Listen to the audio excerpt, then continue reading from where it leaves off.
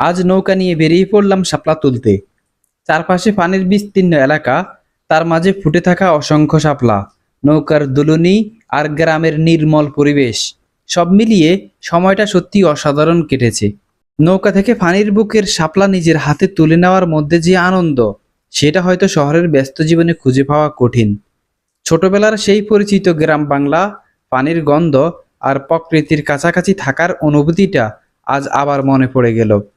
শাপলা আমার খুবই প্রিয় একটি তরকারি। বিশেষ করে নারকেল দিয়ে শাপলা রান্না হলে আমার কাছে সেটা একেবারেই অন্যরকম স্বাদের।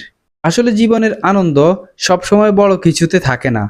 কখনো কখনো নৌকায় করে একটু ঘুরে বেড়ানো, নিজ হাতে কয়েকটি শাপলা তোলা আর প্রিয় মানুষদের সঙ্গে সেই মুহূর্তটা উপভোগ করাই হয়ে ওঠে দিনের সবচেয়ে সুন্দর স্মৃতি।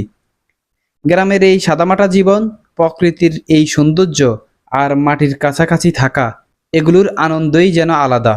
আজকের দিনটা তাই শুধু শাপলা তোলার দিন নয়, বরং প্রকৃতির খুব কাছ থেকে কিছু সুন্দর মুহূর্ত জমিয়ে রাখার দিন।